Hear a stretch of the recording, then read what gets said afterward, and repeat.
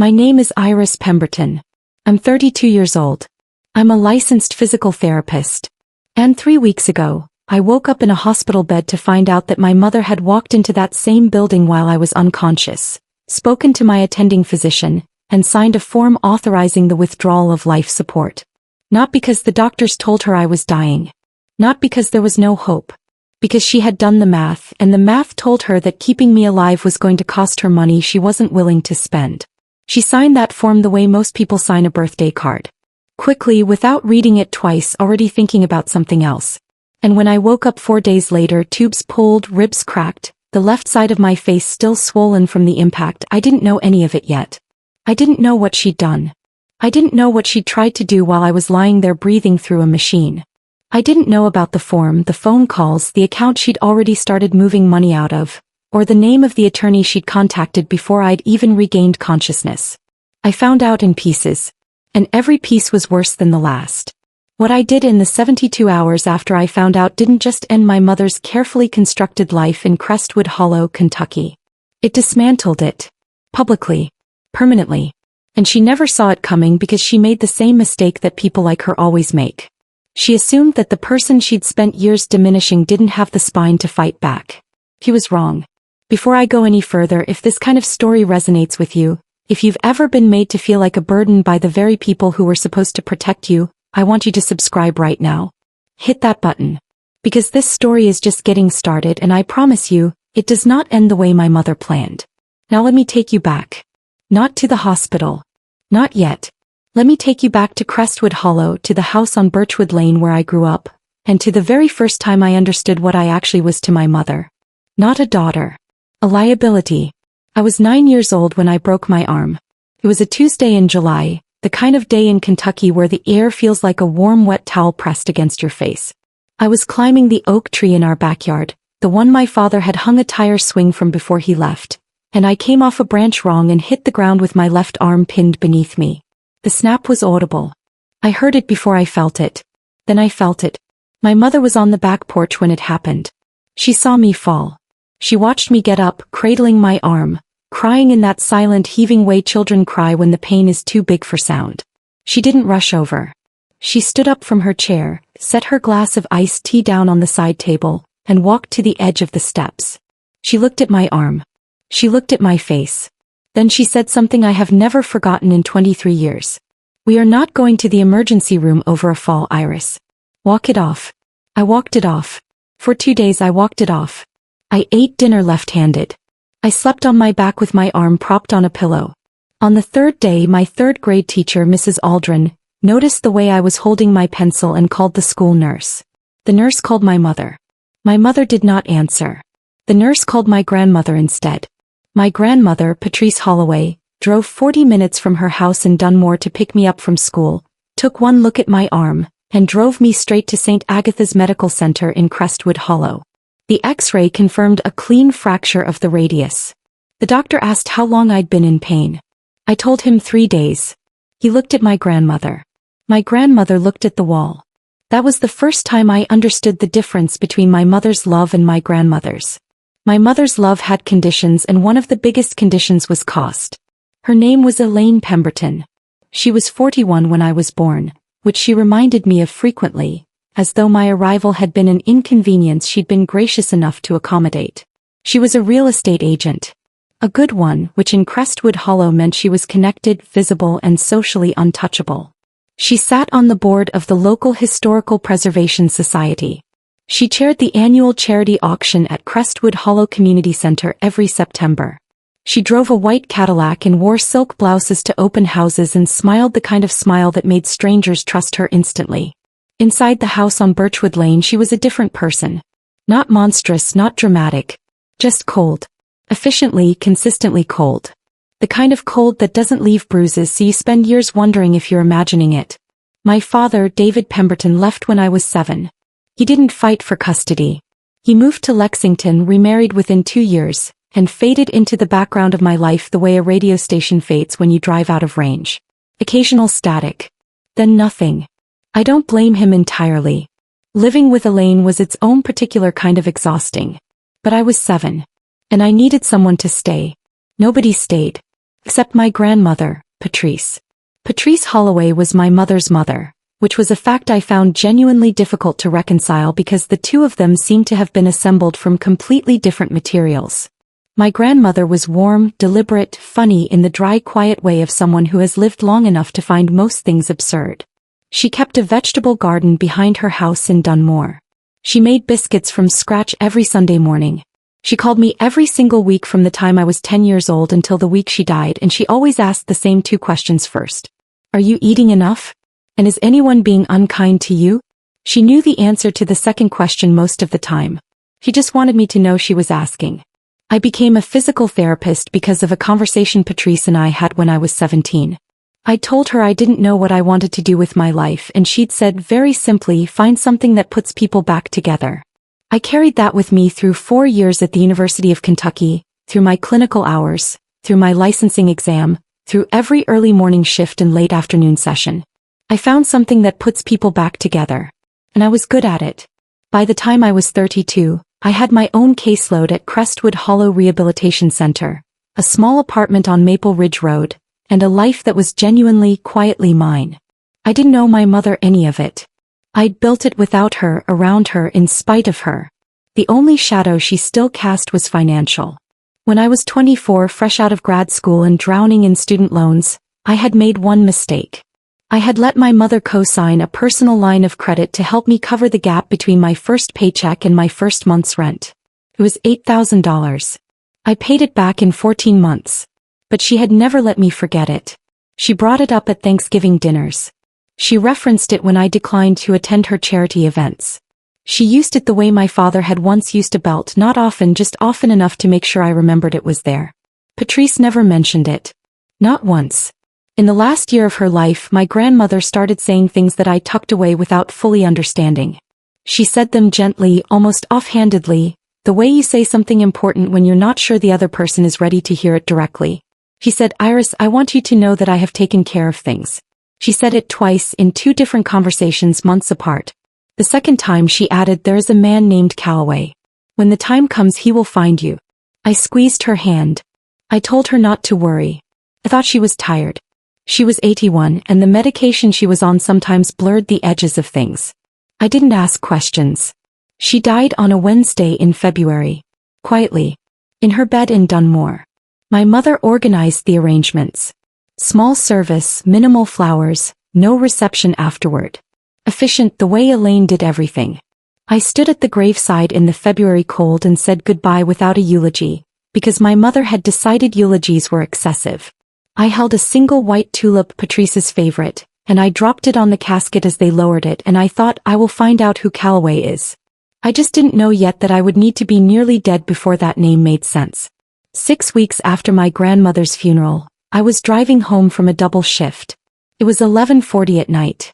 The interstate ramp off Route 9 outside Crestwood Hollow, light fog, roads still wet from afternoon rain. I remember checking my mirrors. I remember the radio playing something low and instrumental. I remember nothing after that.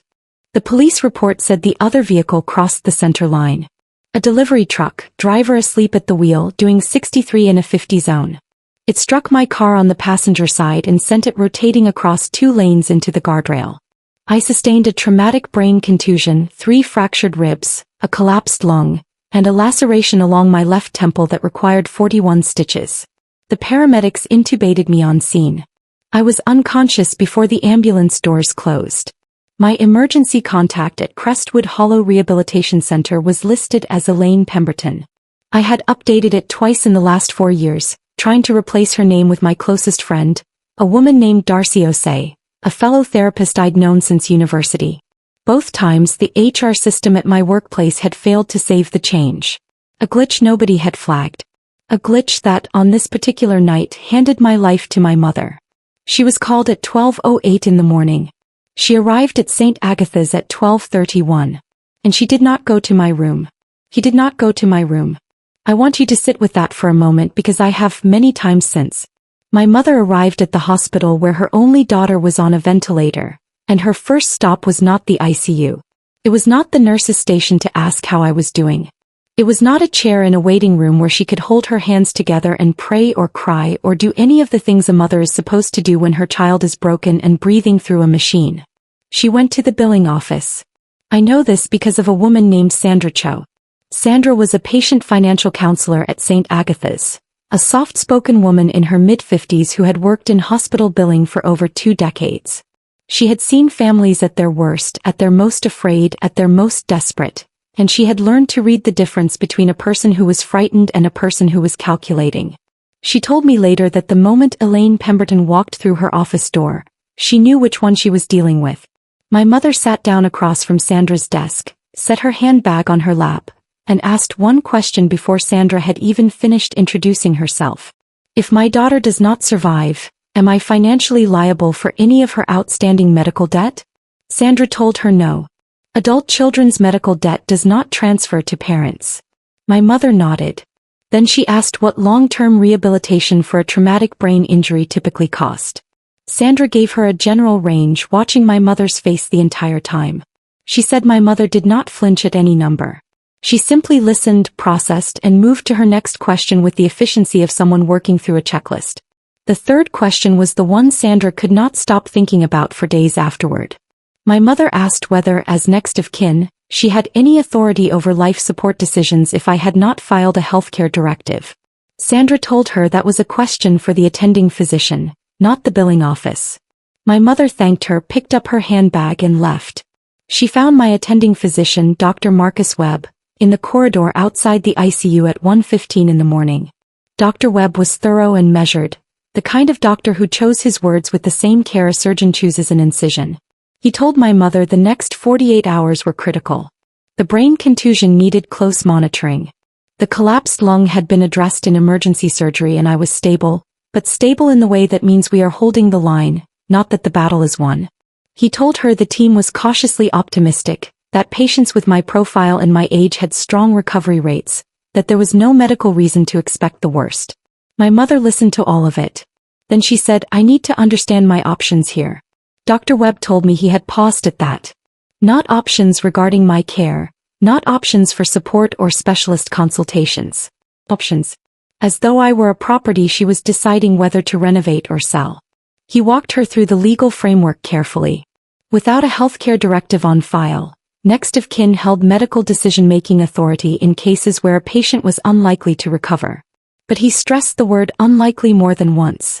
He told my mother clearly that I was not in that category, that I was stable, that the medical team had every reason to believe I would regain consciousness. My mother nodded through all of it. Then she said, I think given everything it would be best to begin discussing comfort measures. Dr. Webb did not move. He looked at her for a long moment.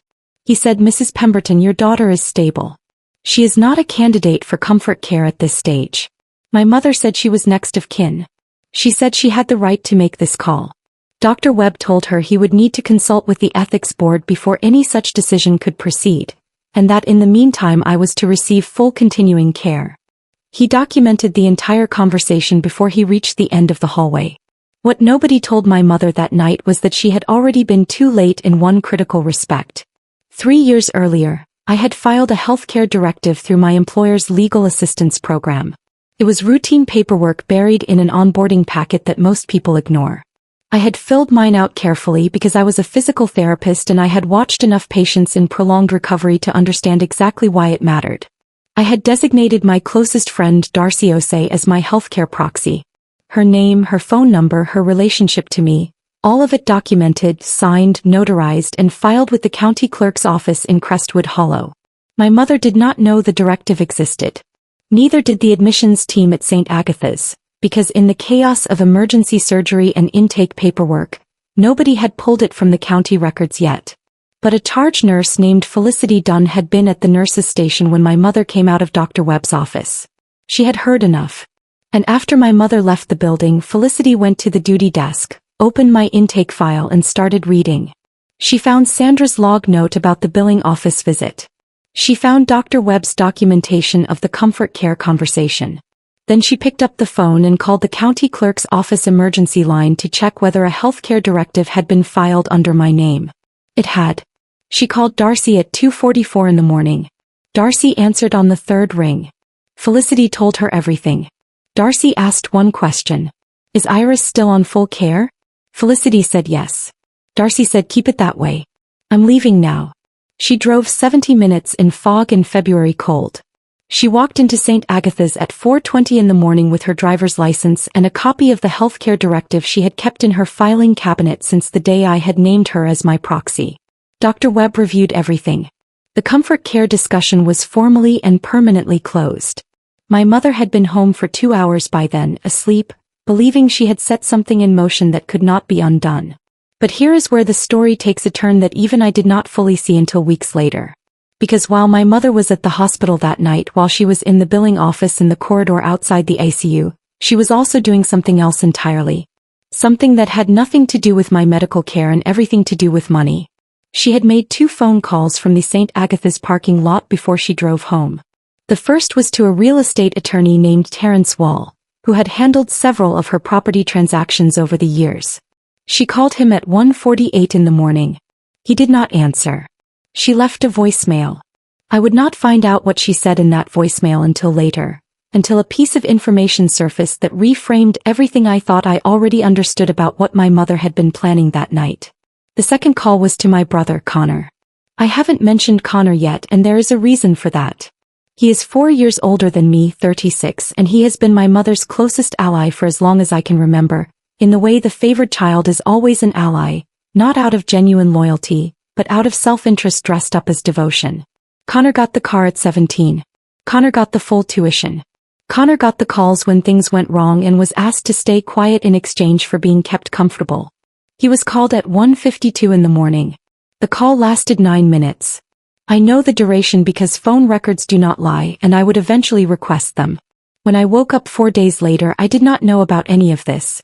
I did not know about Sandra Cho or the billing office or the word options spoken in a hospital corridor in the middle of the night. I did not know about Felicity's phone call or Darcy's drive through the fog. I did not know about Terrence Wall or the 9-minute call to my brother. I woke up knowing nothing except that the light above my bed was too bright and my throat felt like gravel and something fundamental had shifted while I was gone. The first face I saw was Darcy's.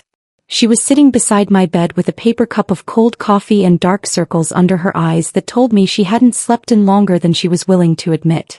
When she saw me open my eyes, she set the cup down carefully on the bedside table and leaned forward, putting her hand over mine.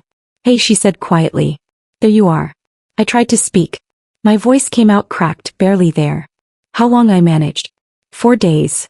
He squeezed my hand. Don't try to talk yet. There's a lot I need to tell you. But first you need to know that you're okay. You're safe. Whatever comes next, you are safe. I looked at the ceiling. I looked at the flat clinical light I had worked under for years, now staring back at me from the other side. I looked at Darcy's face, at the exhaustion and relief sitting side by side in her expression like 2 people who had survived something and were only now beginning to understand what it had cost them. I already knew without knowing any of the details yet, that the world I was waking up into was not the same one I had left on that foggy road off Route 9. Something in Darcy's eyes told me that. Something in the careful, deliberate way she had chosen her first words. I was right. And I had no idea yet just how deep it went. Darcy did not tell me everything that first day. He told me enough. She sat beside my bed for 2 hours that morning, filling in the outline of what had happened while I was unconscious. She told me about the billing office. She told me about Dr. Webb and the corridor conversation and the word options. She told me about Felicity's phone call and her own drive through the fog. She told me about the healthcare directive and how close it had come to not mattering at all. She did not tell me about Terrence Wall. Not yet. She said there were things still being pieced together, things she wanted to be certain of before she put them in front of me. I was 4 days out of a coma. My ribs ached when I breathed too deeply. The left side of my face was still swollen enough that closing my left eye fully required concentration. She was protecting me the way you protect someone who has just woken up and needs a moment before the next wave hits. I appreciated it. And I also knew, lying there with Darcy's words settling into me like stones into still water, that I was not going to be able to stay still for long. My mother visited that afternoon. She arrived at 3:22 p.m., logged by Felicity, who had begun quietly documenting every visitor to my room from the moment I regained consciousness. My mother came in carrying a paper bag from a bakery on Clearfield Street, the one she used for client appreciation gifts. She set it on the table without asking if I was hungry, pulled the chair close, sat down, folded her hands in her lap, and looked at me with an expression I had seen 1,000 times growing up. Composed. Practiced. The expression of a woman who had already decided what this conversation was going to be before she walked through the door. "You had us terrified," she said. Her voice was warm, textured with just the right amount of relief. Connor could barely function. "I haven't slept properly in days." I looked at her. I thought about the billing office. I thought about Dr. Webb at 1:15 in the morning. I thought about comfort measures spoken in a flat, transactional tone to a physician who had just told her I was stable. "I'm glad to be awake," I said.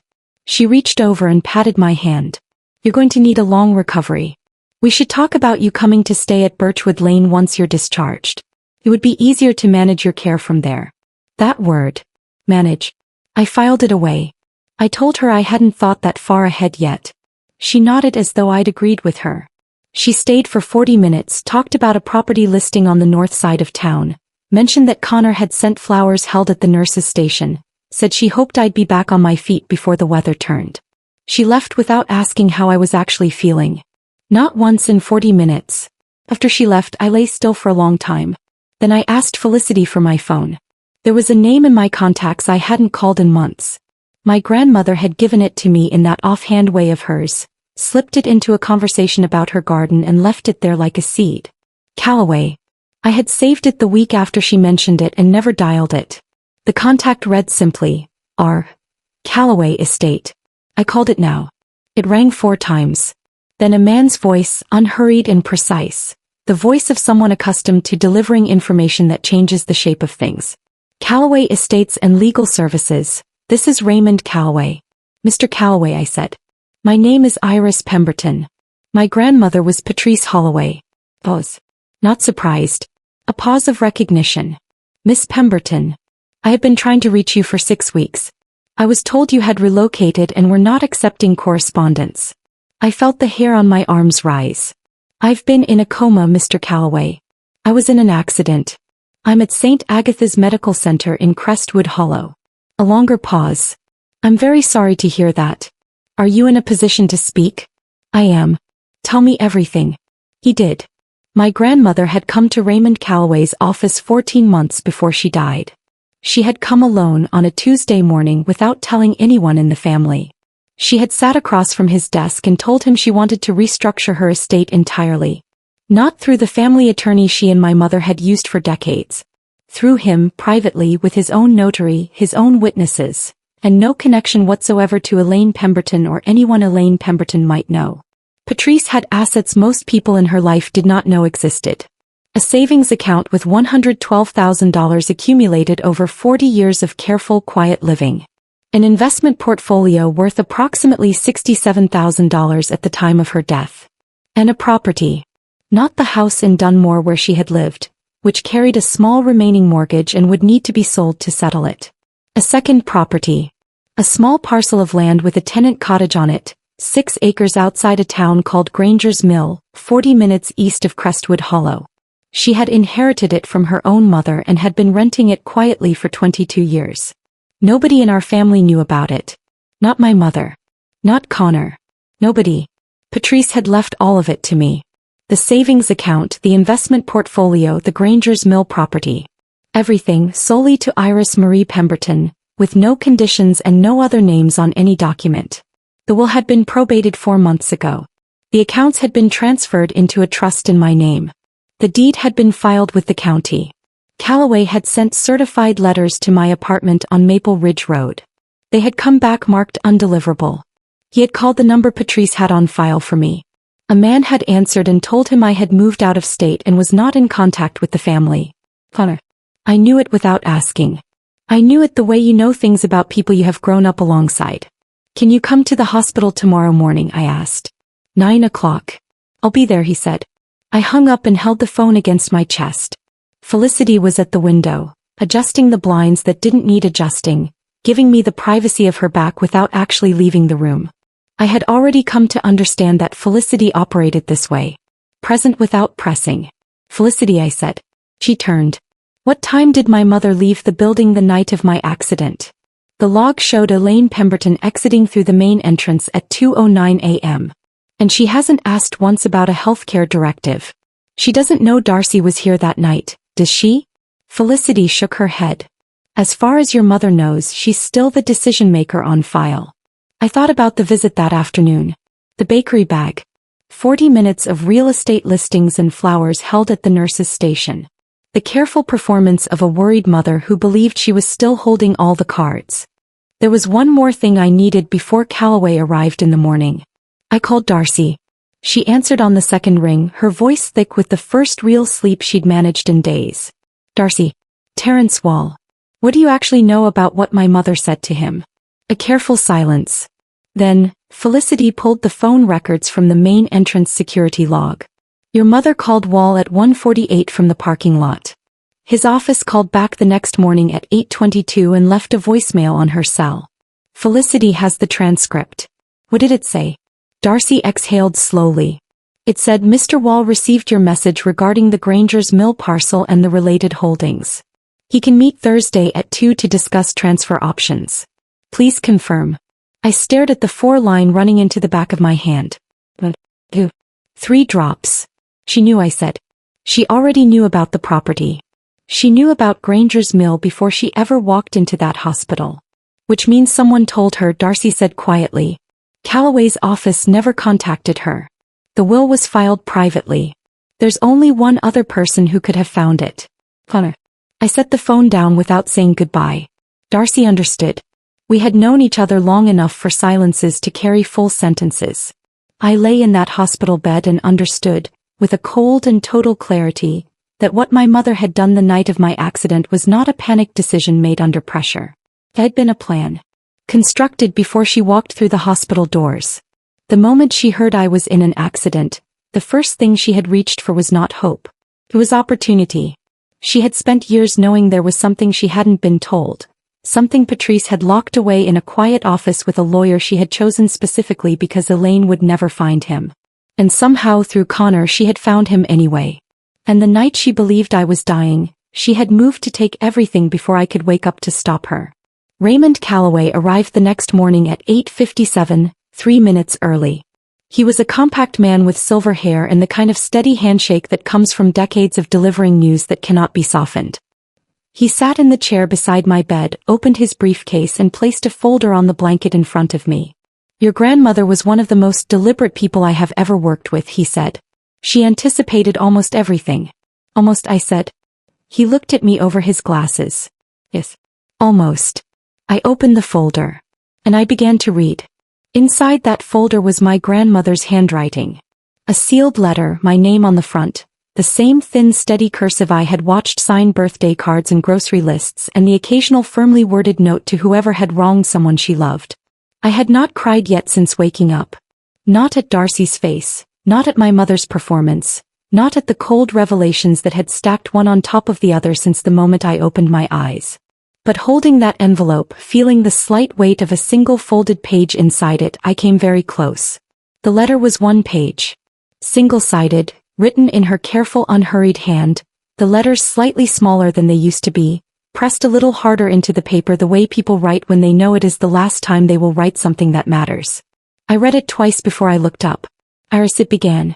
Not sweetheart, not my darling girl, not any of the softening words she used in conversation. Just my name, straight and clear, the way you address someone you respect.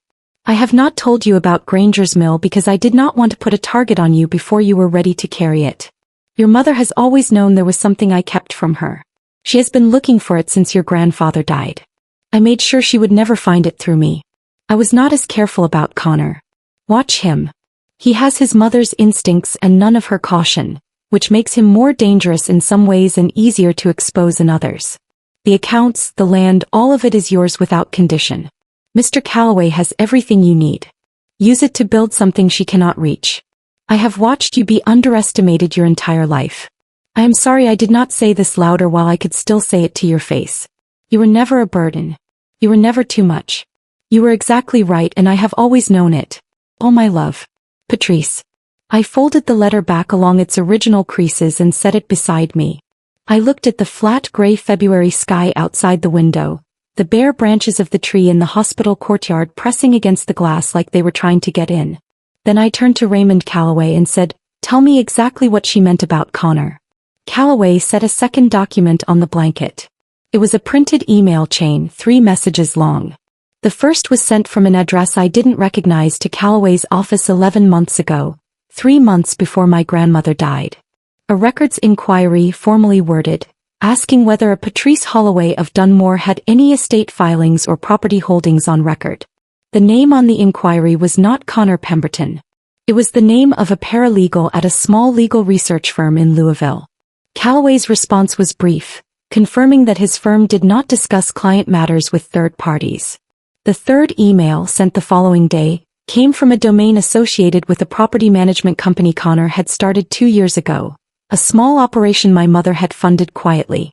It asked whether Calloway's firm handled estate transfers for property in the Granger's Mill area and whether there were any recent filings involving residential land parcels. It stopped just short of naming my grandmother directly. Connor had been searching for Granger's Mill for almost a year. He hadn't found enough before my grandmother died to act on it.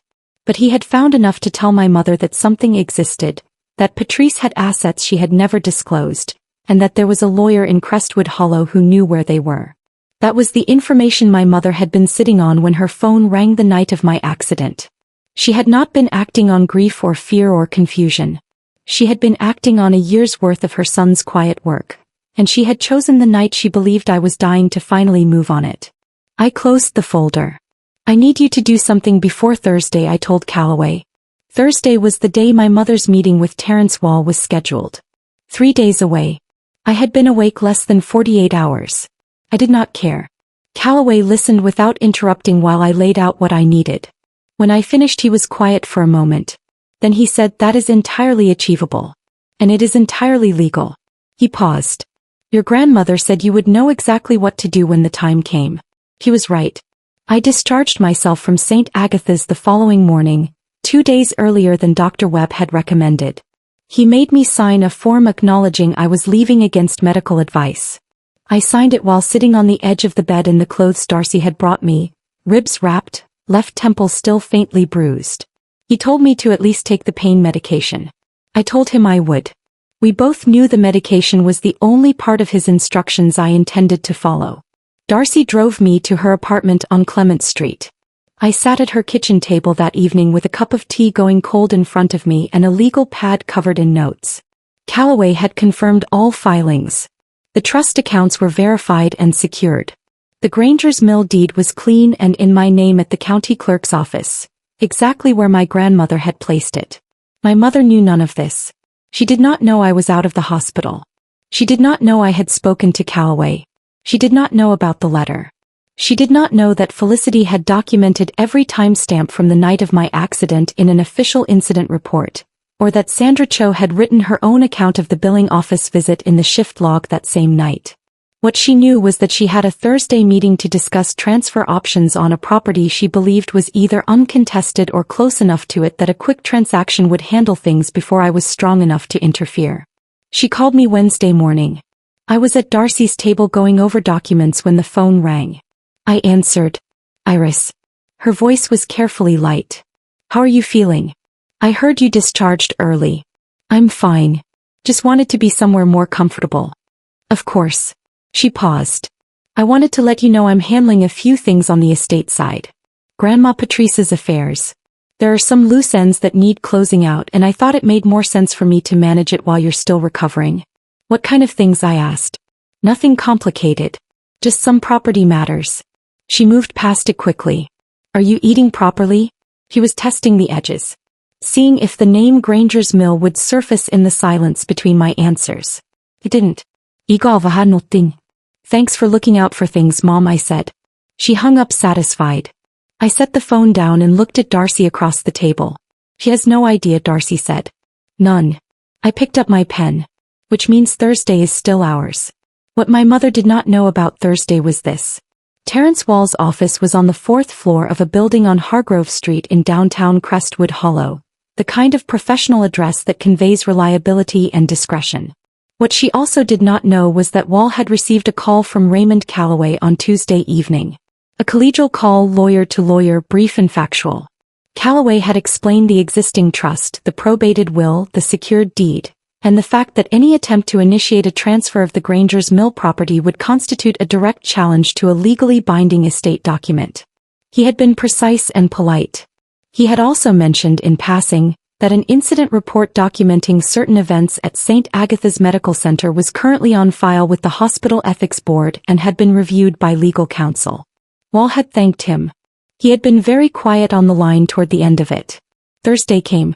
My mother arrived at Wall's office at 2 o'clock, white Cadillac in the parking structure, silk blouse, the practiced confidence of a woman who had closed difficult transactions before and expected to close this one.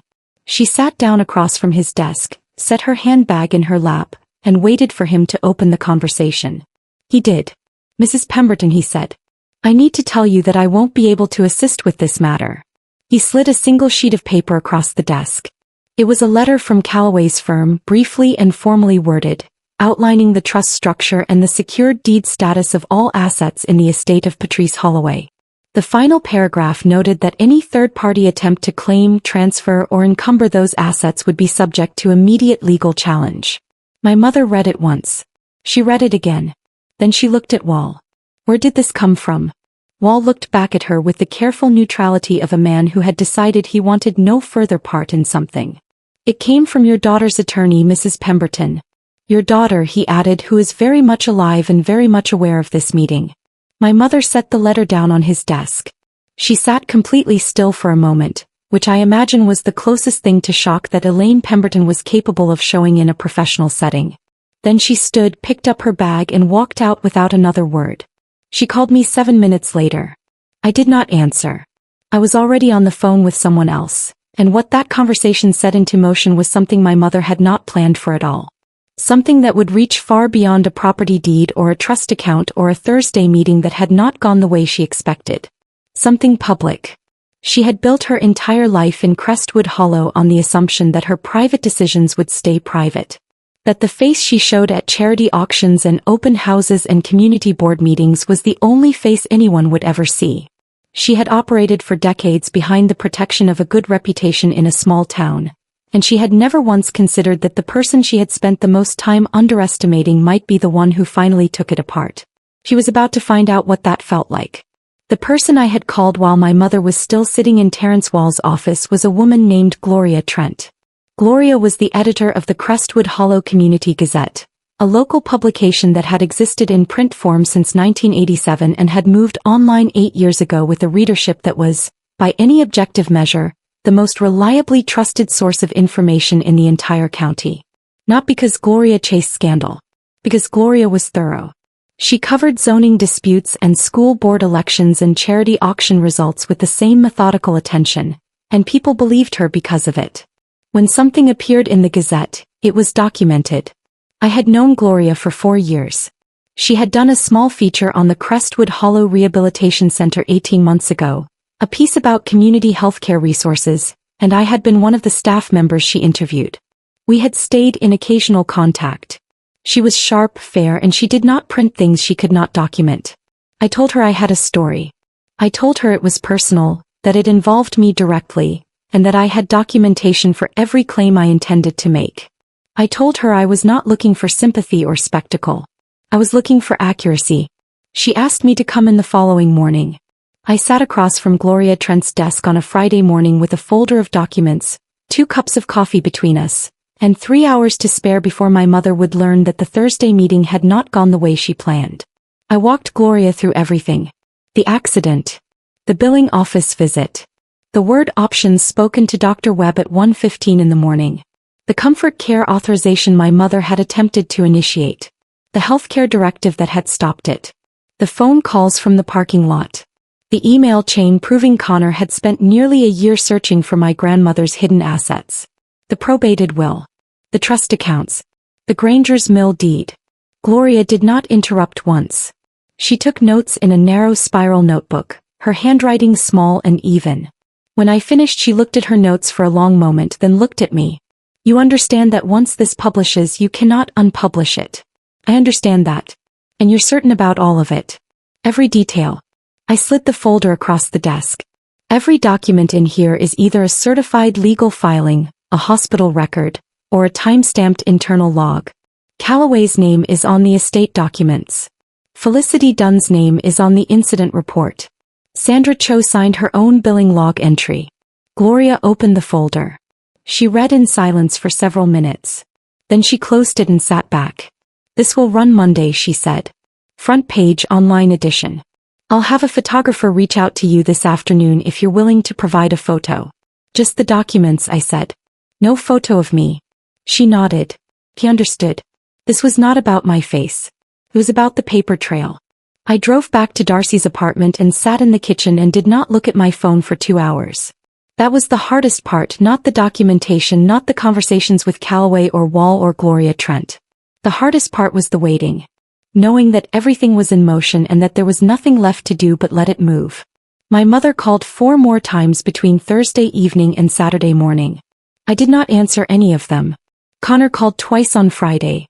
I did not answer those either. On Saturday afternoon, a text came through from Connor. Said simply, Mom says you're being dramatic. Whatever you think you know, you should talk to her before you do something you can't take back. I read it once. I set my phone face down on the table. On Sunday morning, my mother showed up at Darcy's apartment. I don't know how she got the address. Darcy was not listed publicly. But Elaine Pemberton had been selling real estate in Crestwood Hollow for over 20 years, which meant she knew how to find a property record. And a property record will tell you who lives where if you know how to read one. She knocked at 10 in the morning. Darcy answered the door and stood in the frame without opening it wider. I'd like to speak to Iris, my mother said. Darcy looked at her for a moment. Then she turned and looked at me across the kitchen. I nodded once. My mother came in and sat at the kitchen table across from me. She was dressed carefully, hair done, the white Cadillac presumably parked on the street outside. She looked at the legal pad in front of me, at the folder of documents off to the side, at the 2 cups of coffee that were clearly 1 cup for me and 1 for Darcy and no cup for her. She registered all of it without showing any of it on her face. I want to talk about what happened, she said. I made decisions that night under a great deal of pressure. Her voice was measured. You were unconscious. I didn't know if you were going to make it. I was doing what I thought was best given the information I had. You went to the billing office first, I said. I needed to understand the financial situation. Before you asked how I was doing. She paused. I was managing a crisis, Iris. That's what I do. You know that about me. I looked at her. I had known this woman my entire life. I had watched her manage crises at charity auctions and property closings and neighborhood disputes. Always composed, always several steps ahead of the room, always with one eye on how things would look when the dust settled. I had spent 32 years absorbing the collateral of being managed by her and calling it family. You called Terrence Wall from the parking lot at 1:48 in the morning, I said. While I was on a ventilator 40 feet away. That was a separate matter. It wasn't a separate matter, Mom. You called a real estate attorney while your daughter was unconscious because you thought you were about to inherit assets and you wanted to move on them before anyone noticed. Connor had been searching for Granger's Mill for a year and he fed you the information and you used the night of my accident to act on it. That is what happened. I have the emails. I have the phone records. I have the voicemail transcript from Wall's assistant. She was quiet for a long moment.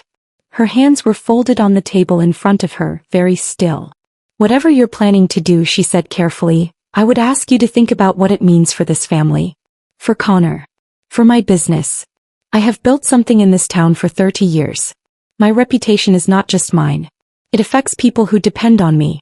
There was the same argument she had always used, just stripped down to its frame now that we had nothing left to cover it with. Your choices have consequences for other people, so your choices are not really yours to make. I had heard some version of that sentence my entire life. I had believed it for most of my life. I did not believe it anymore. I am not responsible for your reputation, Mom. I said it simply, without heat. She looked at me. Something shifted in her expression very slightly, the first crack in the composure. She was realizing, I think, that the conversation she had come here to have, the one where she applied enough measured pressure to bring me back into the manageable column, was not the conversation she was actually in. You said you were going to manage things, I said. You told me Wednesday that you were handling loose ends. You wanted to transfer a property that belongs to me, on the basis of a meeting with a lawyer you contacted from a hospital parking lot while I was on life support. And when that didn't work, you came here. I want you to understand something clearly. The article publishes tomorrow morning. She went very still. What article? I told her about the Gazette. I told her about Gloria Trent. I told her about the documents, about the incident report with Felicity's name on it, about Sandra Cho's billing log entry, about the email chain with Connor's property management company domain at the top. I told her all of it in the same quiet, even tone I used with patients explaining what their recovery was going to require. Clear, direct, no softening. My mother stood up from the table. Her chair scraped back against the kitchen floor. She picked up her handbag. For the first time in my life, standing in Darcy's kitchen on a Sunday morning, I watched Elaine Pemberton look genuinely undone. Not tearful, not apologetic. Undone in the specific way of a person who has just understood that something they believed was under their control is not, and has never been and cannot be recovered. You would do this to your own mother, she said. Her voice was still controlled, but there was something new underneath it, something raw and unsteady. You authorized the removal of my life support to protect assets that were never yours, I said. I think the question of what we're each willing to do is already answered. She left without responding. The front door closed behind her with a soft, final click. Darcy and I sat in the kitchen in silence for a full minute. Outside, I heard the Cadillac start and pull away from the curb. Monday morning came gray and cold, the kind of February morning in Kentucky that presses down on everything. I was sitting at Darcy's table at 7:45 when my phone lit up with a notification. The Crestwood Hollow Community Gazette online edition. The headline read, "Local real estate agent faces ethics inquiry after daughter's hospitalization reveals disputed asset claims." I set the phone down. I wrapped both hands around my coffee cup. I sat with it. By 9 o'clock, 3 of my mother's colleagues from the Historical Preservation Society board had seen it. By 10, it had been shared 47 times on the local community Facebook group. By noon, the Crestwood Hollow Association of Realtors had received a formal complaint from a board member requesting a review of Elaine Pemberton's conduct. By 2 in the afternoon, 2 of my mother's active property listings had been pulled by the sellers. Connor called me at 3. I answered this time. Connor's voice was tight, controlled in the way that people sound when they are trying to stay calm and failing at the edges. I answered because I had been waiting for this call since Saturday. Not with dread. With the particular patience of someone who has already made every decision that needed making and is simply watching the last pieces fall into place. You answered, he said, as though that surprised him. I did. Pause. Then, Mom is falling apart, Iris. You know that, right? Her phone hasn't stopped. 2 of her listings pulled this morning. The Realtors board sent her a letter. She's been in her bedroom since last night and she won't come out. I listened without interrupting. Whatever she did, you didn't have to go to the press. You could have handled this privately. You could have called me. I would have talked to her before it got this far. Connor, I said. You spent a year trying to find Grandma Patrice's assets so you could hand that information to Mom. You screened calls from her estate attorney so I wouldn't know the inheritance existed. And when her phone rang the night I was in an accident, you talked to her for 9 minutes. 9 minutes while I was unconscious and on a ventilator and being discussed in terms of what I was going to cost. Silence. I have the phone records, I said. I know the duration of that call. I know the timestamp. And I know exactly what she did the moment she hung up with you. He didn't deny it. That was the thing about Connor. He had always been smarter than he let on, which meant when he was genuinely caught, he knew it completely and immediately. He didn't waste energy on deflection the way my mother did. He went quiet instead. She told me she was just going to look into things, he said finally. I didn't know she was going to go to the hospital and try to pull your life support. I want you to know that. But you knew about Granger's Mill. Yes. And you knew about the trust accounts. Yes. And you knew she was planning to move on them if she had the chance. A longer silence. When he spoke again, his voice had changed. The controlled tightness was gone, replaced by something flatter and more honest. I told myself it was just property stuff. That it wasn't going to actually hurt you. You told yourself that while I was unconscious in the ICU, I said. While a nurse was on the phone in the middle of the night trying to find someone who would save my life. He didn't answer. There was nothing to answer with. We both understood that. I'm not filing charges against you, I said. Calloway reviewed the email chain and the phone records. Your actions fell into a legal gray area. You didn't sign anything, you didn't file anything, and you didn't make any calls to the hospital yourself that night. But I want you to hear me say clearly that I know exactly what you did and I know exactly why you did it. And I want you to understand that the door between us is not open right now. It is closed. Maybe it won't always be, but it is right now. He said my name once, quietly, with something in it that might have been the beginning of an apology. I didn't wait to hear the rest. I told him I had to go and I hung up. Darcy was in the doorway of the kitchen. She had the grace not to say anything at all. She just set a fresh cup of coffee on the table in front of me and sat down across from me, and we sat together in the quiet of her apartment while the gray February light moved slowly across the wall. The Realtors Board completed their preliminary review within the week. They found sufficient grounds to open a formal conduct investigation into Elaine Pemberton. 3 more clients withdrew their listings by the following Friday. A colleague who had shared office space with my mother on Grant Avenue quietly let it be known she would not be renewing the co-tenancy arrangement when the lease came up in April. The annual charity auction committee, which my mother had chaired for 11 consecutive years, informed her by email that her participation would not be required this cycle while the professional inquiry was ongoing. 11 years of showing up, and it took 1 week to unravel. The Hospital Ethics Board completed their own review 2 weeks after the article published. They found that the comfort care conversation between my mother and Dr. Webb had represented an improper attempt to exercise next-of-kin authority under false pretenses, specifically the false claim that no healthcare directive existed on file. They issued a formal finding. They also updated their intake protocols so that all healthcare directives filed with the county clerk's office would be automatically cross-referenced during hospital admissions, so that what happened to me could not happen to the next person. Felicity Dunn was commended in writing. Sandra Cho was cited for exemplary documentation practices in her shift log. Dr. Webb sent me a card. Plain white, his name printed at the top. Inside 4 words in neat, careful script. I'm very glad. That was all. I kept it on my kitchen windowsill. My mother called me once more, 3 weeks after the article ran. I was back at my apartment on Maple Ridge Road by then, moving through my own rooms again with the careful steadiness of someone still healing but undeniably upright. My ribs were mending. The bruising along my temple had faded to almost nothing. I was on reduced hours at the rehabilitation center, day shifts only, but I was back in the building and back with my patients, and that mattered more than anything else I could have been given. She called on a Tuesday evening. I answered. Her voice was different from every version I had ever heard before. Not the composed, practiced warmth of the hospital visit. Not the measured control of Darcy's kitchen table. Something smaller. Reduced. She sounded like someone who had been sitting alone with something for too long and had not yet found a way to put it down. I know I can't undo it, she said. I'm not calling to ask you to pretend it didn't happen. I waited. I've been thinking about your grandmother. About what she must have known about me to do what she did the way she did it. To keep everything from me specifically, to plan around me that deliberately. She knew what I was capable of. She saw it long before any of this happened. That's true, I said.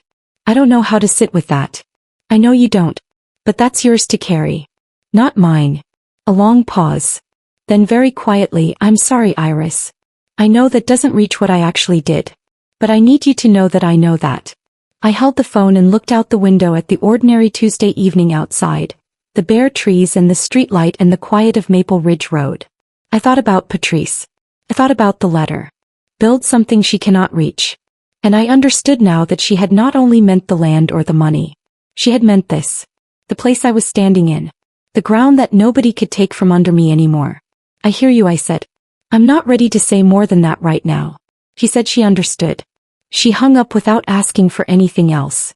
That was the most honest moment I had ever shared with her. I drove out to Granger's Mill on a Saturday in late March.